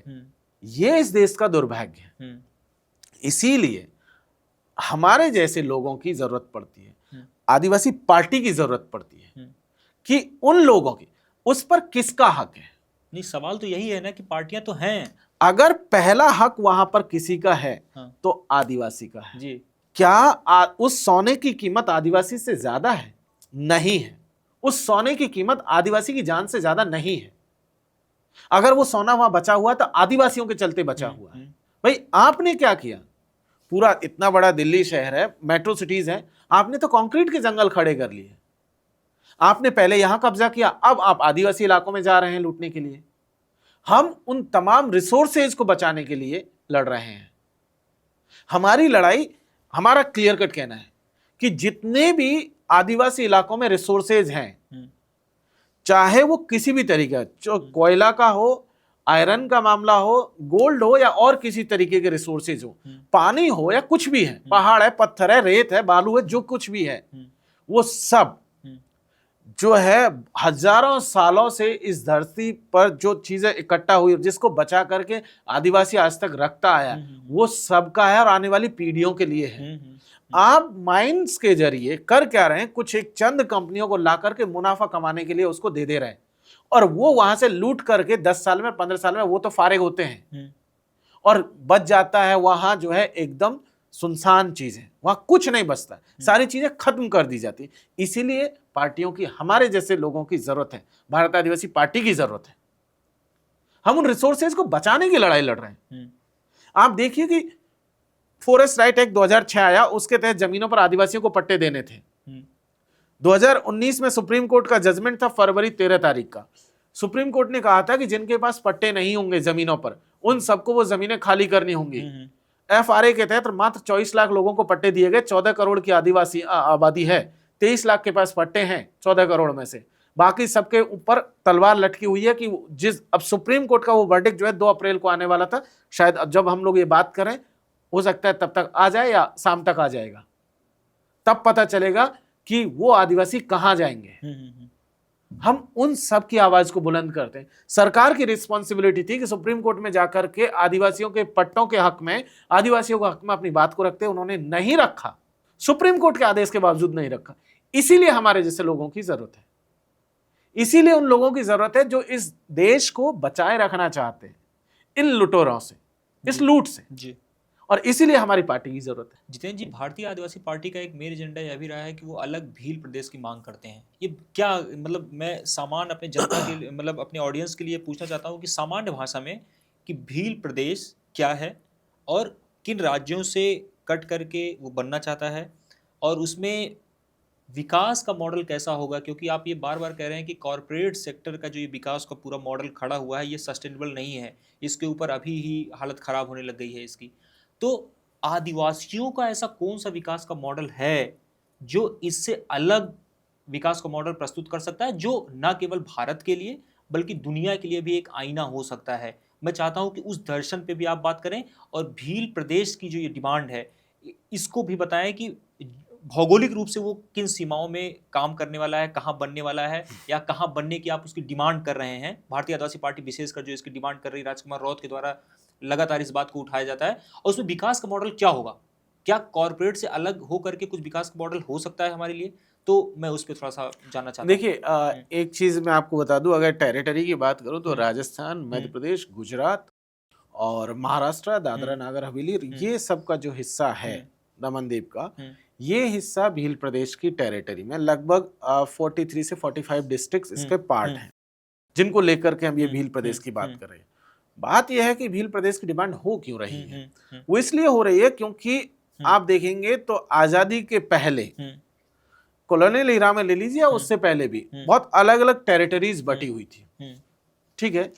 और आदिवासी समूहों को तो आप देखेंगे कि सबकी अपनी अपनी टेरिटरी है। आदिवासी समूह ऐसे नहीं मिलेंगे कि वो पूरे देश में बिखरा हुआ उस तरीके से नहीं मिलता है, उनका सबका अपना अपना जोन है। मुंडा है तो मुंडाओं की अपनी टेरिटरी है, संथाल है तो संथालों की अपनी है, गौंड है तो आपको खास लोकेशन में मिलेंगे, भील है तो वो भी उसी लोकेशन में मिलते हैं। हुआ यह है कि जब राज्यों का पुनर्गठन की जब पूरी प्रोसेस चल रही थी 1956 के आसपास भी देखेंगे, तब भी आप देखेंगे तो पता चलेगा कि आदिवासी राज्यों को लेकर के बातचीत हुई थी। झारखंड को लेकर के उस समय जयपाल सिंह मुंडा बात कर रहे थे जी। उनकी तो पूरी पार्टी थी जिसका नाम था झारखंड पार्टी जी, और वो 1948 में उन्होंने बनाई थी। और पहली विधानसभा में मुझे लगता है कि विपक्ष की सबसे बड़ी पार्टी थी बिहार के भीतर, 32 विधायक थे, 5 सांसद थे, और वो 1963 तक स्वतंत्र पार्टी के तौर पर, आदिवासी पार्टी के तौर पर काम उन्होंने किया था, ठीक। तो और उस समय भी आदिवासी प्रदेशों की बात होती रही, लेकिन साजिशन उन बातों को इग्नोर किया जाता रहा, टाला जाता रहा। लेकिन फाइनली 2000 तक आते आते झारखंड प्रदेश बना। इसी तरीके से उसके चलते हुआ ये कि बहुत सारे जो नेचुरल रिसोर्सेज की जो लूट बाकी इलाकों में हुई है उसको रोकने में कुछ हद तक सक्सेसफुल रहे जी। भील प्रदेश की मांग भी इसीलिए की जा रही है कि पूरे देश को तो आपने लूट लिया, ठीक, जो रिसोर्सेज बचे हुए हैं जिसको आदिवासियों के लिए और उसके टेरिटरी में जो बाकी के लोग रह रहे हैं उनके लिए बचा करके रखा हुआ था, आपकी नजर अब उनके ऊपर है। अच्छा, हम चाहते हैं कि उन रिसोर्सेज को प्रोटेक्ट करके रखा जाए, और वो सिर्फ ऐसा नहीं कि वो सिर्फ आदिवासियों के लिए है, वो आने वाली पीढ़ियों के लिए है। वो हजारों सालों से चले आ रहे रिसोर्सेज हैं, वो आगे आने वाले 1000 साल के लिए है। हम उसको बचाने की कोशिश कर रहे हैं। हमारा ये कहना है कि हमारी जितनी जरूरत है उतना तो प्रकृति हमें दे ही रही है, लेकिन हमारी लालच को पूरा करने के लिए प्रकृति हमें नहीं दे रही जी। प्रॉब्लम ये है, हमें चाहिए बहुत बड़ी बड़ी गाड़ियां, बहुत मल्टी स्टोरी बिल्डिंग, हमें एंटीलिया चाहिए, एक तरीके से ये कह लीजिए, हमको सब कुछ चाहिए, जबकि जरूरत हमें नहीं है। प्रकृति ने हमारे खाने लायक खुद पैदा कर रखा है। आप थोड़ा एफर्ट लगाएंगे, खेती थोड़े से हिस्से में कर लेंगे तो आपके खाने लायक जुगाड़ है, बिल्कुल ठीक है। रहने के लिए आपको एक जो है 5x6 की जो है ना एक खाट रखने लायक एक जगह चाहिए जी, उससे ज्यादा की जरूरत नहीं है आपको जी। लेकिन आप बड़े फार्म हाउस के ख्वाब देख रहे हैं, उसके लिए प्रकृति ने कोई जगह नहीं दी। हम चाहते हैं कि सबके लिए वो बची रहे, और इसीलिए हम उन रिसोर्सेज को बचाने के लिए भील प्रदेश की बात कर रहे हैं। ये एक तरीके से ये कह लीजिए कि एक एडमिनिस्ट्रेटिव रिफॉर्म्स के लेवल पर है, ताकि हम उन रिसोर्सेज को बचा सकें, हम आदिवासी मूल्यों के आधार पर बचा सकें। क्योंकि आपने जो ख्वाब देख रखा है विकास का, बड़ी बड़ी इमारतें, चौड़ी चौड़ी सड़कें, बड़ी बड़ी गाड़ियां, ये विकास का मॉडल नहीं है। ये कुछ दिनों तक अच्छा लग सकता है, लेकिन एक दिन ये आपको अंधकार में ले जाकर के खड़ा कर देगा, जहां ये सीमेंट की बनी हुई दीवारें आपको भूतहा लगने लगेंगी, आपको डराना लगने लगेंगी। आज की तारीख में आप देख लीजिए, शहरों में तो एक कॉन्सेप्ट आ गया है कि जैसे थोड़ी छुट्टी मिलती है, वेकेशन के लिए आप पहाड़ खोजते हैं, वेकेशन के लिए आप जंगल खोजते हैं। क्यों जा रहे हैं जंगल? आपने दिल्ली के जंगल क्यों खत्म किए, बॉम्बे के जंगल क्यों खत्म कर दिए? आप दिल्ली में अपना जंगल खत्म करके हमारे जंगल में आना चाहते हैं। क्यों आना चाहते हैं आप हमारे जंगल में? क्या काम है आपका यहाँ? आपको क्यों हमारी नदी पसंद है? दिल्ली की यमुना का आपने क्या किया है? आपने अपनी खत्म कर दी, और आप सुकून खींचने हमारे जंगल में आ रहे हैं, हमारी नदी पर आ रहे हैं, हमारे पहाड़ पर आ रहे हैं। हम इसीलिए लड़ रहे हैं कि कम से कम आपने जो नुकसान किया वो तो कर लिया, लेकिन आपकी औलादों के लिए वो जो जंगल हम बचा के रखे वो बचा रहे, उन रिसोर्सेज को बचा सके, उन नदियों को बचा सके, उन पहाड़ों को बचा सके, जिनको आज की तारीख में सरकार लूट रही है। और इसीलिए ये सारी की सारी लड़ाई है उन रिसोर्सेज को बचाने की। भील प्रदेश एक तरीके से मैं कहूं तो आदिवासी इलाकों में जो संसाधन है, प्राकृतिक संसाधन है, उनको बचाने का एक आंदोलन है, और उस आंदोलन का नेतृत्व भारत आदिवासी पार्टी कर रही है। जैसे जितेंद्र जी, जब हम आदिवासी क्षेत्रों की बात करते हैं तो ये एक बहुत बड़ी डिमांड है कि उनको स्वायत्तता चाहिए, अपने क्षेत्र में स्वायत्तता चाहिए। तो वो किस तरह की स्वायत्तता की बात करते हैं? जैसे कि हम अभी भी अंडमान निकोबार में कई सारे ऐसे आदिवासी ग्रुप्स हैं जहां भारत सरकार ने प्रोविज़न बना करके उनको रिस्ट्रिक्ट किया हुआ है कि बाहर से कोई भी आदमी जा करके उनके टेरिटरीज में नहीं जा सकता है। तो क्या जो भील प्रदेश की बात आप करते हैं, क्या वो वैसा ही मॉडल है? और क्यों इसकी ज़रूरत है? स्वायत्तता का हाँ। बहुत क्लियर कट मीनिंग है हाँ। कि आप हमें अपने डिसीजन खुद लेने हम्म दें। हम्म हम्म स्वायत्तता का मतलब ये नहीं कि हम देश छोड़ करके अलग जा रहे हैं या अलग देश जी बना रहे जी हैं। जी जी। हम हमारे ही देश के संविधान के तहत हाँ हाँ हाँ। जो हक और हुकूक हमें मिले हैं हम्म हम्म, उसका तो हम एक्सरसाइज करें। जी हम जी। हमें जो अधिकार हमारा संविधान दे रहा है हाँ हाँ, हम उसको तो एंजॉय करें। बिल्कुल बिल्कुल। तो हम उसी लिए लड़ रहे हैं। हम स्वायत्तता की बात कर रहे हैं कि अगर मेरे जंगल में सोना है तो उस सोने का उपयोग जब तक हमारे समाज की जरूरत नहीं है, हमारे पूरे इलाके की जरूरत है, हम कोई इस्तेमाल उसका नहीं करेंगे। हम आपको उसको निकाल करके किसी पूंजीपति का घर भरने के लिए नहीं दे सकते हैं। बिल्कुल। हमें सोने की जरूरत है ही नहीं। एक्चुअली में बात करूं स्वायत्तता तो का मतलब ये है। हमें जरूरत ही नहीं है सोने की। हम करेंगे क्या सोने का? बिल्कुल। सोना खा नहीं सकते, सोना पहन नहीं सकते, सोना ओढ़ नहीं सकते। हमें सोने की जरूरत नहीं है जी। हमें जरूरत है पानी की, हवा की और खाने के लिए पेट भरने लायक कुछ जो चीज हमें मिल जाए, चाहे अनाज हो चाहे कंदमूल फल हो, हमें उसकी जरूरत है। और हम उसी जरूरत को पूरा करने के लिए प्रकृति ने हमें दे रखा है। हाँ, मतलब वहाँ एजुकेशन सिस्टम कैसा होगा, हम अपने बच्चों को क्या अरे पढ़ाएंगे भाई, ताकि एजुकेशन सिस्टम जो आपने जो एजुकेशन सिस्टम बना रखा है उस एजुकेशन सिस्टम में आपने क्या पैदा किए हैं? आदिवासियों के लिए कितनी जगह है उसमें? उसमें पहली बात, उसमें कोई जगह ही नहीं है। दूसरी चीज, आपने जो पैदा कर रखा है वो तो एक तरीके से समझ लीजिए कि फैक्ट्री में काम करने लायक एक कुशल स्किल्ड लेबर जिसको कहते हैं ना, कुशल कामगार, कुशल मजदूर, वो आपने वो मजदूर तैयार किए हैं। चाहे सरकारी नौकरियों में वो क्लर्क का काम कर ले, बाबूगिरी कर लें, या प्राइवेट फैक्ट्री में वो मजदूर का काम कर रहे हैं। पूरा एजुकेशन सिस्टम यही कर रहा है, इससे ज्यादा कुछ नहीं कर रहा है। बॉस वही रहेंगे। आप उनके लिए कोई स्क्रू का काम कर सकते हैं किसी मशीन में, जहां आपको वो फिट करके अपना काम निकाल सकते हैं आपसे, और वो यही कर रहे हैं। इसीलिए हमारा ये कहना है कि भाई हम वो समाज चाहते हैं जैसा हमारे पुरखों ने हमें विरासत में दिया। कम से कम उतने रिसोर्सेज बचाकर हम अपनी जनरेशन्स को तो दे दें। बिल्कुल। ताकि वो अपने अगली जनरेशन्स को कुछ बचा करके दे दें। अन्यथा जो खाई चल रही है पूरे बाकी के हिस्सों में देख लीजिए, अमीर और अमीर हो रहा है, गरीब और गरीब हो रहा है। गरीबों की संख्या भी बढ़ रही है और अमीरों की संख्या घटती जा रही है एक तरीके से। लेकिन वेल्थ उनकी बढ़ती जा रही है, पैसा उनका इकट्ठा होता जा रहा है, धन उनका बढ़ता जा रहा है, उनके नंबर घट रहे हैं। आदि जो गरीब है वो बढ़ता जा रहा है। हमारा सिंपल यही कहना है, ये खाई को पाटने की जरूरत है, हम उस खाई को भरने के लिए हैं। हम आदिवासी मूल्यों पर इस समाज को आगे ले जाना चाहते हैं। हम चाहते हैं कि सब लोग साथ में चलें।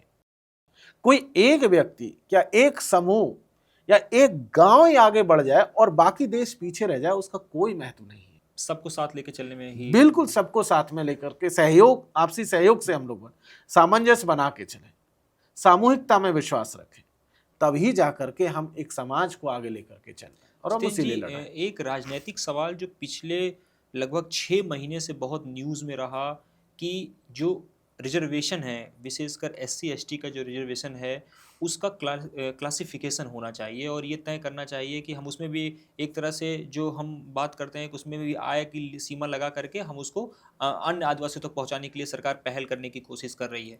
हमने देखा कि इस क्लासिफिकेशन को लेकर के जो खासकर जो मीणा वर्ग है इसमें एक अलग तरह का परसेप्शन रहा, वो इसके विरोध में सबसे आगे हमको दिखाई पड़ा।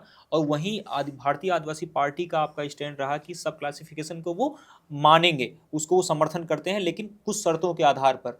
तो और एक इसी से जुड़ा हुआ सवाल है कि मीणाओं का जो रिजर्वेशन में हिस्सा है उसको लेकर के झारखंड के जो बहुत सारे आदिवासी हैं उनमें एक खास तरह की राय है कि सेंट्रल गवर्नमेंट की नौकरियां मीणाओं के द्वारा ख़त्म कर दी जा रही है, उनको सब विशेषकर मीणाओं के द्वारा सारा रिजर्वेशन ले लिया जा रहा है। तो इस पर आप क्या कहना चाहेंगे एज ए मीणा समुदाय से होते हुए और भारतीय आदिवासी पार्टी से होते हुए दोनों पक्षों के माध्यम से आप इसको कैसा समझना चाहते हैं कि ये क्या है, इसका मसला क्या है ये? हाँ। देखो, दो चीज है, एक है क्लासिफिकेशन। क्लासिफिकेशन का मसला पंजाब से शुरू हुआ। पंजाब सरकार ने एफिडेविट दिया और वो एससी को लेकर के था। पंजाब से आंध्र प्रदेश होते हुए सुप्रीम कोर्ट आया और सुप्रीम कोर्ट ने फिर वर्डिक्ट दिया कि क्लासिफिकेशन सर्टेन कंडीशंस में हो सकता है। ठीक है, अब वो एससी पर तो लागू हो गया जी। एसटी को लेकर के एक सवाल पार्लियामेंट के भीतर पूछा गया, उसमें सरकार की तरफ से जो जवाब आया उसमें ये था कि एसटी में, शेड्यूल्ड ट्राइब में क्लासिफिकेशन नहीं हो सकता है। ये बात आ गई। एससी के लेवल पर हरियाणा में भी हुआ और बाकी देश के अलग अलग हिस्सों में अलग अलग सरकारों ने अलग अलग तरीके से लागू करने के प्रयास चल रहे हैं, कुछ ने लागू कर दिया, वो चल रहा है। तो एसटी को लेकर के तो एक चीज है। अब दूसरा ये है कि इसको लेकर के कि भाई नौकरियों में ज्यादा मीणा है या उसको लेकर के एक पूरी की पूरी बहस है। देखिए, दो चीजें, एक लड़ाई है परसेप्शन की और एक बात है आंकड़ों की। क्या हमारे पास कोई डेटा ऐसा है जिसके बेसिस पर हम कहें कि भाई मीणाओं ने ही सारी नौकरियां खा ली? अगर कोई डेटा है तो हम, मुझे लगता है कि सरकार को सबसे पहले सार्वजनिक करना चाहिए उन डेटाओं को, ताकि कम से कम हमें हकीकत का अंदाजा तो हो। क्या ये कहीं ऐसा तो नहीं परसेप्शन की लड़ाई है जो अक्सर उन समूहों के खिलाफ लड़ी जाती है जो सत्ता को चुनौती दे रहे हो? बिल्कुल बिल्कुल बिल्कुल बिल्कुल। अब यूपी में ये दो समूहों के खिलाफ आती है। ओबीसी में वो यादवों को लेकर के होती है, यही परसेप्शन होता है, अलग अलग किस्म से आता है। वो कभी एससी में दलितों में एक खास सेक्शन को लेकर के आता है, जाटवों को लेकर के ये लड़ाई आती है। आपका जब हरियाणा में या राजस्थान में आते हैं तो यही सवाल जाटों को लेकर के आता है। ठीक है, अब महाराष्ट्र में मराठों को लेकर के आता है, कहीं पटेलों को लेकर के आता है, कहीं गुर्जरों को लेकर, अलग अलग समूह को लेकर के लड़ाई आती है, अलग अलग इलाकों में। दरअसल ये वो समूह हैं, आपको मैं बताऊं, जो सत्ता को डायरेक्ट चुनौती दे रहे होते हैं। इसलिए चुनौती दे रहे होते हैं क्योंकि इनके पास संख्या बल होता है। राजनीतिक षड्यंत्र के रूप में आप इसको देख रहे हैं? हाँ, इनके पास संख्या बल है, इनकी आबादी है। तो ये आबादी जब होती है तो ये जैसे इनको लगता है तो ये क्या है कि अपने आप को पॉलिटिकली यूनाइट कर लेते हैं सत्ता के खिलाफ। जी जी जी। जैसे यूपी में आप देखिए तो 80 के दशक में जैसे नई पार्टियों का गठन होना शुरू हुआ, बहुजन समाज पार्टी का गठन हुआ, उसने एग्जिस्टिंग पूरे के पूरे जो ऑर्डर था, राजनीतिक जो ताना बाना था, उसको सीधी चुनौती दी थी और उसने एक असर्शन, एक विरोध की जो दूसरी आवाज थी उसको जगह दी। 90 का दशक पूरे नॉर्थ इंडिया में देख लीजिए, ओबीसी राजनीतिक उभार का दौर है। ठीक इसी तरीके से अब पिछले कुछ एक दशक में आदिवासी राजनीति भी उसी तरीके से उभर रही है और उसमें क्योंकि मीणा एक बड़ी भूमिका निभा सकते हैं, क्योंकि मीणाओं का संख्या बल और खास करके उनकी लोकेशन देखिए, वो दिल्ली के बहुत करीब है, वो जयपुर के बहुत करीब है, इधर ग्वालियर भोपाल के बहुत करीब है, 3 प्रदेश की सेंट्रल लोकेशन पे है। और वो इलाका जहां से राजनीति, केंद्र की राजनीति डायरेक्ट प्रभावित होती है। इनकी आबादी भी आप देखेंगे तो अकेले राजस्थान में लगभग 60 लाख से ऊपर है, अकेले राजस्थान में। और क्योंकि दिल्ली से भी नजदीक है, इनकी आबादी मध्य प्रदेश के भीतर भी है। मीणाओं की आबादी आपको वेस्टर्न यूपी में, मेरठ के आसपास भी मिलेगी। तो अगर ओवरऑल आबादी देखें तो लगभग आपको 80 लाख के ऊपर मीणाओं की आबादी इस देश में है, 80 लाख से आसपास। और सिर्फ देश में नहीं, देश के बाहर भी हम पिछले कुछ दिनों में कुछ सोशल मीडिया पे देख रहे थे तो पाकिस्तान के कुछ हिस्से में भी मीणा है जो माइग्रेशन के दौर में उस तरफ चले गए थे और वो आज भी अपने मीणा ट्रेडिशन को फॉलो कर रहे हैं और अपना टाइटल मीणा इस्तेमाल कर रहे हैं, अपने गोत्रों का इस्तेमाल कर रहे हैं। वो पाकिस्तान के भीतर भी है। ठीक, और वो वहां ऐसा नहीं कि वहां जाने के बाद उन्होंने इस्लाम स्वीकार कर लिया, वो अपने ट्रेडिशन को फॉलो करें। तो इनकी आबादी है, तो ये क्या है, संख्या बल में ज्यादा, ये डायरेक्ट चुनौती देते हैं दोनों पार्टियों को और इसीलिए इनके खिलाफ नैरेटिव गढ़ा जाता है। और दूसरे तबके को यह कहा जाता है कि यही वो असली आदमी है, ये आपका ओरिजिनल दुश्मन है, जबकि वो खुद उनके ओरिजिनल दुश्मन है। इस देश में आरक्षण को खत्म कौन कर रहा है? सेंट्रल यूनिवर्सिटीज में एसटी एससी का रिजर्वेशन 1998 में लागू हुआ, पहली बार 97 में, सॉरी 1 जुलाई 1997 में पंजाब और हरियाणा हाईकोर्ट का ऑर्डर था। उसके बाद सेंट्रल यूनिवर्सिटीज में पहली बार रिजर्वेशन लागू होता है। उससे पहले तो एसटी एससी था ही नहीं सेंट्रल यूनिवर्सिटीज में। तो किसका हक मारा? सरकारें उन्हीं की थी, लोग उन्हीं के थे, फिर हक किसने मार लिया? तो इसी तरीके का ये नैरेटिव जो है गढ़ा जाता है और उस नैरेटिव को ब्रेक करने की जरूरत है हमको। बिल्कुल। ठीक है, अगर आंकड़ा होगा तो उसमें बहस हम अच्छे से कर सकते हैं, तब हम उस पर आगे चर्चा हो सकती है, उस पर अलग तरीके से बहस हो सकती है। रिजर्वेशन को लेकर के बहुत सारे मैकेनिज्म है कि किसको दिया जाना चाहिए, किसको नहीं दिया जाना चाहिए, क्या इकोनॉमिक होना चाहिए कि नहीं होना चाहिए। तो इकोनॉमी का आधार तो हमारा रिजर्वेशन देते हुए भी नहीं था जी, बिल्कुल। रिजर्वेशन देने का एसटीएससी का आधार ही एकदम से अलग है। अलग है। तो आप आधार बदल करके, ये कोई गरीबी उन्मूलन कार्यक्रम नहीं है। तो इसीलिए हमें रिजर्वेशन को लेकर के जो जनता में जो समझ बना दी गई है मीडिया के थ्रू, उसको भी स्पष्ट करने की जरूरत है कि ये प्रतिनिधित्व का मामला, हिस्सेदारी का मामला है, ये गरीबी मिटाने का मामला नहीं है। और हिस्सेदारी सिर्फ सरकारी नौकरियों की बात नहीं है, हम संसाधनों की हिस्सेदारी की बात कर रहे हैं, हम जमीन की बात कर रहे हैं, हम जंगल की बात कर रहे हैं, हम पहाड़ की बात कर रहे हैं, हम नदी की बात कर रहे हैं, हर किस्म की हिस्सेदारी। जब तक वो हिस्सेदारी नहीं मिल जाती है, रिजर्वेशन आपने अभी तक तो सिर्फ नौकरियों में और पढ़ाई में दे रखा है। जमीन पर किसका कंट्रोल है? सारी जमीन किसके पास है? उसके अलावा आप देख लीजिए जितना भी इकोनॉमिक रिसोर्सेज है, कंपनियां किसके पास है? इस देश में सरकार किस किस को लोन दे रही है? उनका एक सोशल स्टेटस निकाल लीजिए, पता चल जाएगा आदिवासियों को कितना लोन मिला है और गैर आदिवासियों को कितना मिला है। तो इसीलिए उस सारे आंकड़ों के जब होंगे, हम उस हिस्सेदारी की बात करें और रिजर्वेशन उसी हिस्सेदारी का प्रतिनिधित्व करें। जितेंद्र जी, एक बहुत महत्वपूर्ण सवाल है कि जिसको मुझे लगता है कि यहाँ पे आपसे पूछना बहुत वाजिब होगा कि महिलाओं की भागीदारी क्या होने वाली है। अभी आपका काफिला शुरू ही हुआ है जन काफिला के साथ में, और आप भारतीय आदिवासी के साथ पार्टी के साथ अभी हाल ही में जुड़े हैं और लगभग दो साल लगभग होने के पार्टी को बने हुए।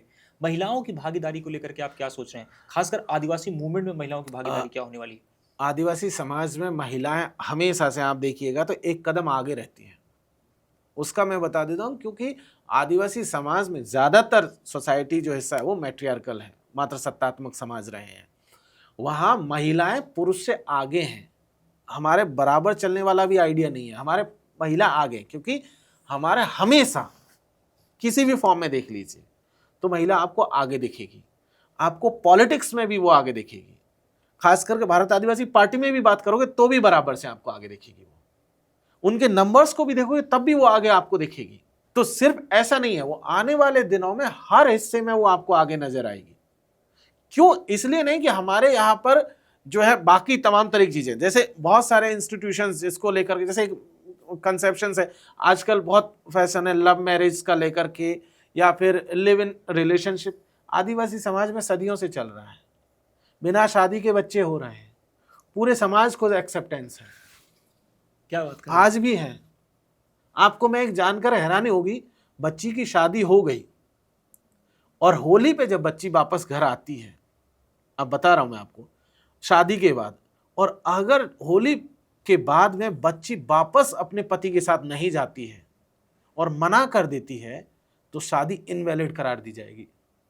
ये किस आदिवासी धर्म की बात है? भीलों में है, भीलों में है, और भी बहुत समाज में है। बच्ची अगर मना कर देती है, ये तो बड़ी आज़ादी की बात है। आज भी आपको आदिवासी इलाकों में हाट मिलेंगी जहां अनमैरिड कपल्स जो हैं, गांव के हिसाब से ड्रेसेस फिक्स हैं कि पर्टिकुलर ड्रेस अनमैरिड मेल के लिए है, पर्टिकुलर ड्रेस अनमैरिड फीमेल के लिए है, और वो आते हैं एक दूसरे को मेले में पसंद करते हैं, वापस जाकर के अपने परिवार वालों को बताते हैं कि मुझे ये फला गांव का फला लड़का या लड़की पसंद है। परिवार वाले मिलते हैं, शादी कर देते हैं। ऐसे भी है कि आपको लड़की के घर आकर के रहना है, पहले साबित करना है कि आप काबिल हैं कि नहीं है। घर में आइए, खेती कीजिए, घर में रहिए, घर का काम कीजिए। अगर आप साबित करने में सक्सेसफुल रहते हैं तो शादी हो सकती है, नहीं तो नहीं हो सकती है। ये भी ऑप्शन है कि अगर आप शादी नहीं भी करना चाहते, आप रहिए, समाज में एक्सेप्टेंस है। जितेंद्र जी, हम इस पॉडकास्ट के लगभग अंतिम चरण में पहुंच चुके हैं। मैं एक छोटा सा सवाल जानना चाहता हूँ, दौसा में वो जो बीड़ाओं का हाई कोर्ट है उसके बारे में थोड़ा बताइए ना। क्या है? बड़ा मैंने देखा है, वो लाल किले जैसा दिखता है, क्या है उसका, वो कैसे काम करता है? देखिए, संविधान में भारतीय आदिवासियों को कुछ अधिकार दिए हैं। रूढ़ी जो हमारी परंपराएं हैं, हमारी पंचायतें हैं, उनको अधिकार है खास करके सिविल मैटर्स में इंटरफेयर करने का, और उनके जजमेंट मान्य होते हैं। वो सुप्रीम कोर्ट तक उनको चुनौती नहीं दी जा सकती है। लगभग 70 के दशक में एक मामला हुआ था, एक परिवार का आपसी झगड़ा था, जिसमें क्या हुआ कि हमारी जो पंचायत के पटेल थे, उन्होंने कोई जजमेंट पास किया था और उस जजमेंट को पास करने के बाद पुलिस जो है, ना समझी में कह लीजिए या बेवकूफ़ी में समझ लीजिए, कैसे भी कह लीजिए, वो पटेलों को उठा के जेल में डाल दी। जो पंच थे जिन्होंने फैसला दिया था, उनको उठा के जेल में डाल दी। तो जनता ने आंदोलन कर दिया। जनता ने आंदोलन किया तो फिर जैसे जैसे मामला खुला कि ये तो आदिवासियों वाला मसला है, कॉन्स्टिट्यूशनल राइट्स हैं, सब चीजें जब पता चली तो कोर्ट ने उनको रिहा कर दिया गया। अब क्योंकि वो मामला जो है इतना हो गया, वो मामला गया था हाई कोर्ट में। अच्छा, तो वो एक सिंबॉलिकली हाई कोर्ट, जिस जगह पे वो पंचायत हुई थी, जहां आज हाई कोर्ट बना हुआ है, वो वही जगह है। अच्छा, तो उसका मैनेजमेंट कैसे काम करता है? वो समाज की प्रॉपर्टी है। अच्छा, समाज की प्रॉपर्टी है, समाज उसकी देखरेख करता है। ठीक, तो उसी को ध्यान में रखते हुए जब कभी भी कोई मसला होता है समाज का, ठीक है, तो आप हाई कोर्ट में आमंत्रित हैं, आप समाज की जाजम बिछेगी, जाजम पर फैसला होगा और पूरे समाज में मान्य होगा। और इसीलिए उसको मूर्त रूप दे दिया गया। उस बिल्डिंग को आलीशान बिल्डिंग बनाया, समाज ने बनाया उसको। और आज उसमें कोई भी व्यक्ति जाकर कोई भी अगर राहगीर भी है तो वो भी जाकर के आराम कर सकता है, उसमें कोई पाबंदी नहीं किसी के लिए भी। वो समाज की संपत्ति है, वो किसी व्यक्ति विशेष की संपत्ति नहीं है। और इसीलिए उसका जो नाम जो है हम लोगों ने मीणा हाई कोर्ट रखा, समाज ने ही उसका नाम मीणा हाई कोर्ट रखा। मैं जितने चाहता हूँ कि आप हमारे जन काफिला की तरफ से कोई मैसेज देना चाहते हैं युवाओं के लिए, आदिवासी युवाओं के लिए, कि वो इस तरह के मूवमेंट्स को जो आप लोग आगे बढ़ा रहे हैं उससे कैसे जुड़ें, उससे कैसे सीख सकते हैं, या न केवल आदिवासी, हम जैसे युवा भी इस मूवमेंट्स को क्या देखते हैं, क्योंकि आदिवासी दर्शन बहुत ही माणिखेज दर्शन है और उसके साथ जीवन कैसे जिया जाए, आपने इस बात को मतलब तर्क भी दिया और हमें व्यंग भी किया एक तरह से, कि जब आप अपने सीमेंट के कमरों में बोर हो जाते हैं तो आप हमारे जंगलों की तरफ वापस आते हैं।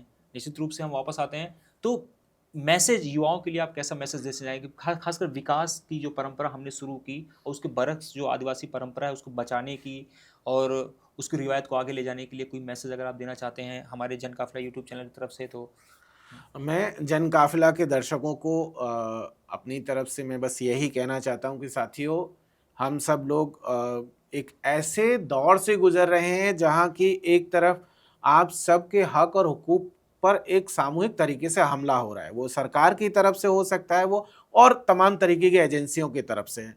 मेरा ये कहना है कि आपके पुरखों ने आपको जो कुछ दिया है विरासत में, उसको बचा करके रखिए अगले आने वाली पीढ़ियों के लिए, क्योंकि ये सिर्फ आप तक सीमित नहीं रहने वाला। ये समझ आपके आने वाले पीढ़ियां भी इसमें रहेंगी। तो हमें उन तमाम चीज़ों को अपने आने वाली पीढ़ियों के लिए बचा करके रखना है, चाहे वो एजुकेशन इंस्टीट्यूशंस हो, ज़मीन हो, रिसोर्सेज हो, या पहाड़ हो या नदी हो, हमें उन सब को बचा करके रखना है। और इसीलिए ये सिर्फ जिम्मेदारी आदिवासियों की नहीं है, ये आपकी भी जिम्मेदारी है, ये मेरी भी जिम्मेदारी है, हम सबकी जिम्मेदारी है, क्योंकि ये हम सबके भविष्य से जुड़ा हुआ मसला है। तो मैं आपसे यही कहूँगा कि उन सब चीज़ों पर ध्यान रखिए, संजीदा रहिए, अपने हक और हुकूक के लिए लड़ते रहिए और जन काफिला को देखते रहिए। Thank you. बहुत व्यस्ततम समय में से आपने हमारे जन काफिला के लिए समय निकाला, हम इसके लिए आपको बहुत बहुत धन्यवाद देते हैं और अपने दर्शकों से निवेदन करते हैं कि हमारा नया प्रयास है, जन काफिला से आप जुड़िए, इसको लाइक करिए, चैनल को सब्सक्राइब करिए और लगातार हमें प्रमोट करते रहिए। हम इसी तरह से और नए लोगों के साथ आपसे बातचीत करते रहेंगे। आपने अपना समय दिया, इसके लिए धन्यवाद। बहुत बहुत शुक्रिया।